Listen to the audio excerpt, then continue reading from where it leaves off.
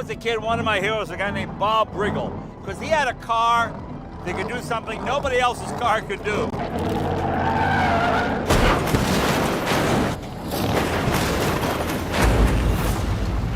Damn it! You all right? Jay Leno doesn't just own cars. He owns a small, working museum of things that shouldn't have survived, machines that were supposed to be scrapped, forgotten, or replaced by better technology decades ago. Big Dog Garage in Burbank holds well over 100 vehicles, and most visitors, even car people, walk past the obvious headliners without noticing the stranger pieces tucked into the corners. Some of those pieces run on steam. One of them was built by a company that collapsed after 51 cars. Another looks like nothing else that has ever been licensed to drive on a public road. This is the story of what's actually sitting inside that building, and why the strangest cars in Leno's collection matter more than the famous ones. Start with the one that confuses almost everyone who sees it for the first time: the Doble steam car. To modernize, the idea of a steam car sounds like something from a museum diorama about the 1890s, a curiosity that lost to the internal combustion engine before cars were even really cars yet. The Doble is not that. Abner Doble built his steam cars in the 1920s, decades after most people assumed steam power was already dead, and he built something that could genuinely embarrass a gasoline engine of the same era. A Doble could go from a cold start to full boiler pressure in under a minute and a half, which sounds unremarkable until you remember that earlier steam cars sometimes needed 20 minutes or more just to build enough pressure to move. Once it was running, a Doble had almost no gears to worry about, delivered enormous torque from a dead stop, and could reportedly cover well over 100 miles an hour in an era when that number was still associated with race cars, not passenger vehicles. The catch was the price. A Doble cost roughly the same as several ordinary luxury cars combined, which meant Doble only ever built a handful of them before the company folded during the Great Depression, unable to survive on a customer base that thin. Leno has said more than once that the Doble is one of the vehicles in his collection that still genuinely amazes people who assume they understand old cars. Turn the key, and instead of a starter motor grinding an engine to life, there's a hiss and a building where as steam pressure climbs. Nothing about driving it resembles a Model T or a Duesenberg from the same decade. It accelerates with a strange, turbine-like smoothness because, in a sense, that's exactly what it is. A boiler feeding a piston engine with no explosions involved at any point in the process. It is arguably the most technologically radical car in the entire garage, and it's also one of the oldest. Most people expect the strangest engineering in Leno's collection to come from the modern era. The Doble proves that assumption wrong before you've even left the 1920s. Not far from the Doble sits a car with a name that stops most visitors cold: a Tucker 48. If you've ever seen the Francis Ford Coppola film about Preston Tucker, you already know the outline of this story, even if you didn't realize a real, drivable survivor of it exists in Leno's garage. Preston Tucker tried to launch an entirely new American car company right after World War II, at a moment when the established automakers were still retooling from wartime production, and consumers were desperate for anything new. His car, the Tucker 48, arrived with features that were genuinely ahead of their time. A padded dashboard designed to reduce injury in a crash, a windshield built to pop out on impact, rather than shatter into the driver's face, headlights, and a rear engine layout, and a third central headlight mounted to swivel and follow the steering wheel around corners, lighting up the road ahead of a turn before the front wheels had even fully committed to it. None of that saved the company. Tucker was accused of stock fraud by regulators, dragged through a lengthy trial, and ultimately acquitted of every charge. But by the time the legal fight ended, the company had already collapsed under the weight of the investigation and the cost of defending itself. Only 51 Tucker 48s were ever completed before production stopped for good, and most of those cars are now treated less like automobiles and more like historical artifacts, tracked individually by serial number and rarely, if ever, driven with any regularity. Leno's is one of the exceptions. He has talked about how unervingly modern the car feels from behind the wheel, not because it's fast by today's standards, but because so many of its ideas anticipated safety features that wouldn't become standard across the industry for another 2 or 3 decades. Sit in a Tucker, and you're not looking at a curiosity from a company that failed. You're looking at a preview of features every car on the road eventually adopted, built by a man the industry effectively pushed out before he got the chance to prove it. Leno's collection includes more than one turbine-powered vehicle, and the most famous of them is the one that essentially defines unexpected in his garage, a genuine Chrysler turbine car, one of only a small number that still survive out of the original fleet Chrysler built in the early 1960s. Chrysler's idea, at the time, was almost audacious. Rather than testing the turbine engine quietly in a lab, the company built dozens of turbine-powered cars, styled with sleek Italian-influenced bodywork, and loaned them out to ordinary American families for months at a stretch, just to gather real-world feedback on whether a jet-style engine could realistically replace the piston engine in everyday driving. Drivers reported being able to run the engine on almost anything flammable, from standard diesel to kerosene, and there are enduring stories of owners half-jokingly fueling their cars with strong liquor just to see if the engine would tolerate it. It did. The program never made it to full production. Import duties on the Italian-built bodies, the sheer cost of the technology, and lingering doubts about fuel efficiency and long-term durability all worked against it. And when the experiment wrapped up, Chrysler destroyed the vast majority of the fleet rather than deal with the logistics and liability of letting dozens of one-off prototypes scatter into private hands.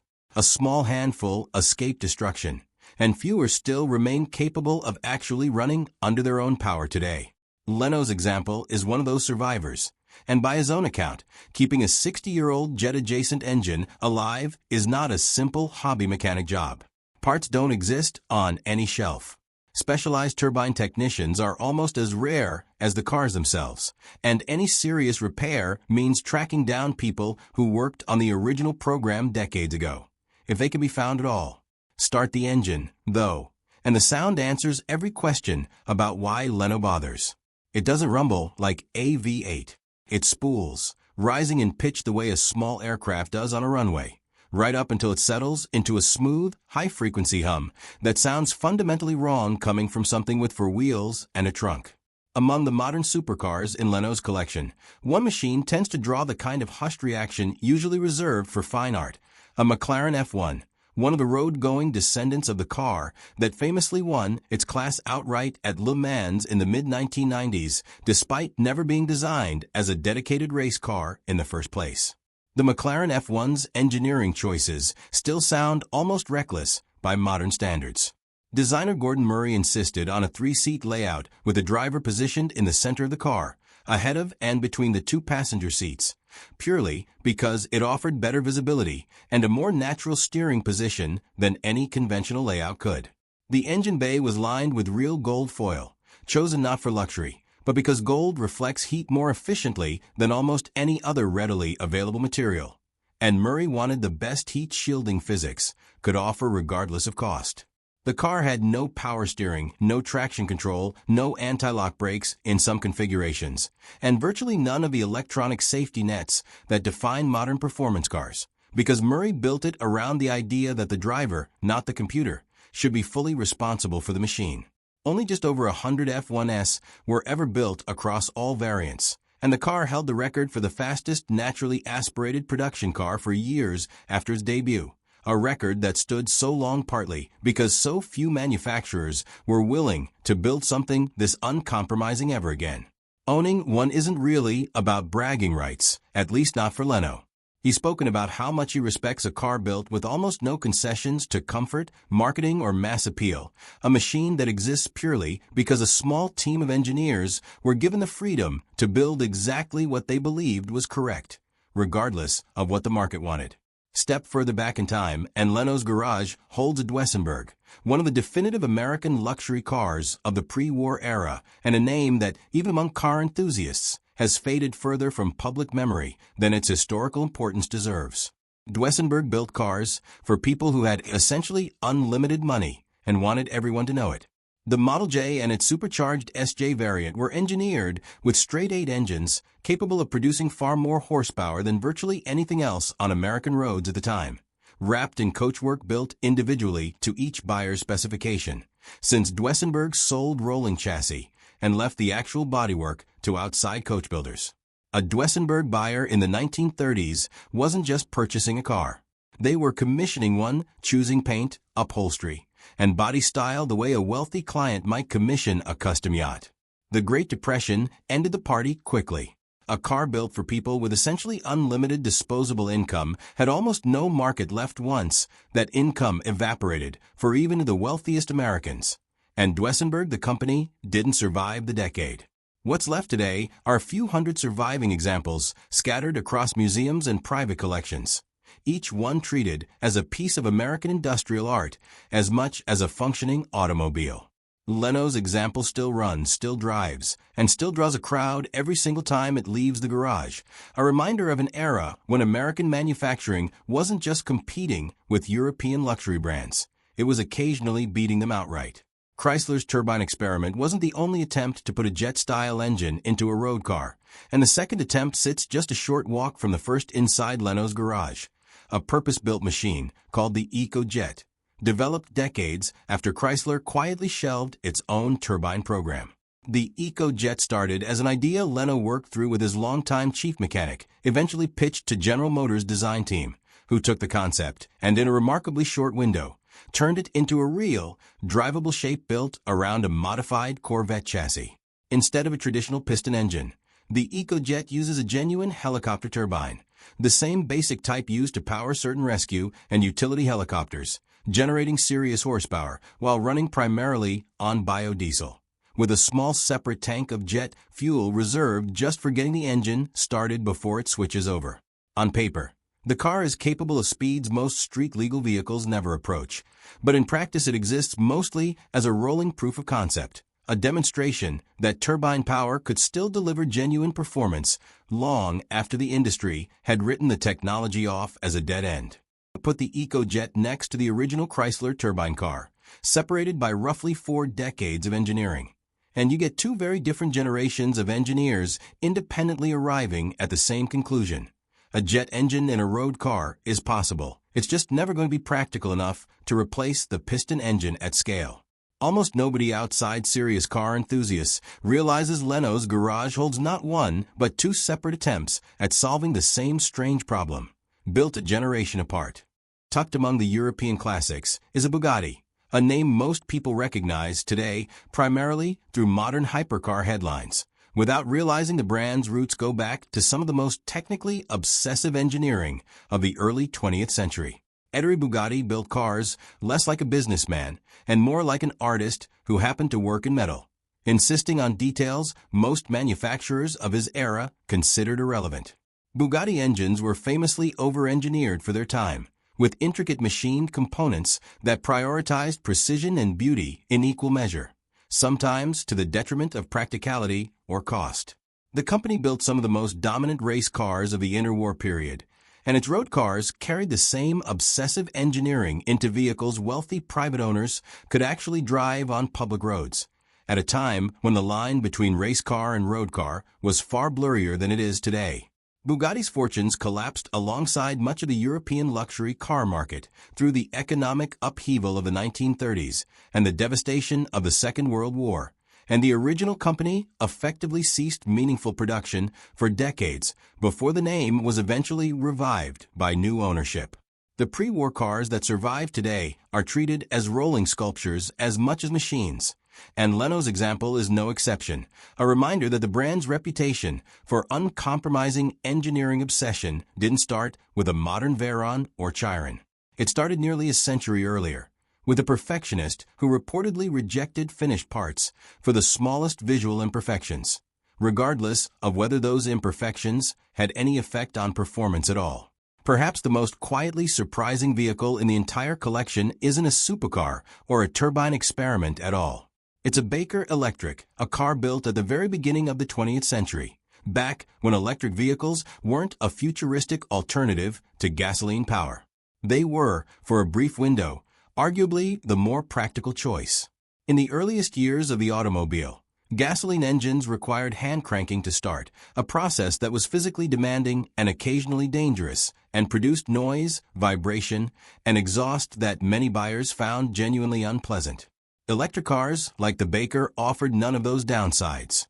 They started with a simple turn of a switch, ran nearly silently, and were marketed heavily toward wealthy urban buyers, including, according to popular automotive history, women who were specifically steered toward electric models by dealers who assumed gasoline cars were too physically demanding for them to operate.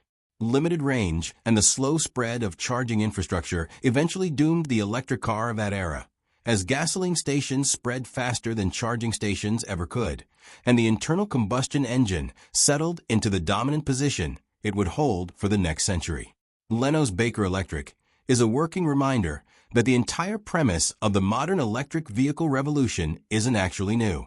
It's a rerun of an idea the industry tried and briefly succeeded with more than 100 years before Tesla ever built a single car.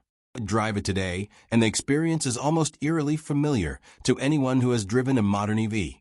Instant torque, near-silent operation, and a fundamentally different driving character than anything with a combustion engine under the hood, just wrapped in over a century of additional design history. None of these vehicles are the ones people usually associate with Jay Leno's name. Ask a casual fan to describe his garage, and they'll probably picture Lamborghinis, modern McLarens, maybe a Batmobile replica or two. Almost nobody pictures a steam-powered luxury car from the 1920s, a jet turbine borrowed from helicopter technology, or an electric car built before Ford's Model T even existed. That's precisely why these particular machines matter more than the obvious headliners.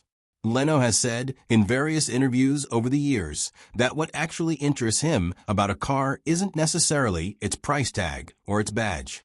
It's the story behind why it exists at all, the specific engineering problem some team of people was trying to solve at a specific moment in history, whether or not that solution ultimately succeeded in the marketplace. A steam car built by a company that couldn't survive the Depression, a turbine experiment that never scaled past a few dozen prototypes, an electric car that lost its early lead to gasoline stations, spreading faster than charging infrastructure could keep up. None of these are stories about winning. They're stories about genuinely interesting engineering attempts that didn't work out commercially, preserved and kept running anyway, decades after the rest of the industry moved on and forgot they ever existed. That's the real difference between Big Dog Garage and a typical car museum. A museum tends to protect its rarest pieces behind velvet rope and glass, treating them as artifacts too fragile and too valuable to actually use for their intended purpose. Leno starts these engines.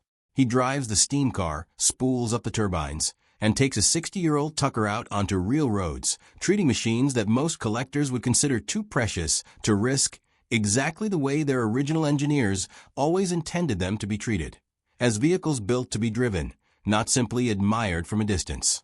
The bigger story of this collection was never really about which car is worth the most money at auction.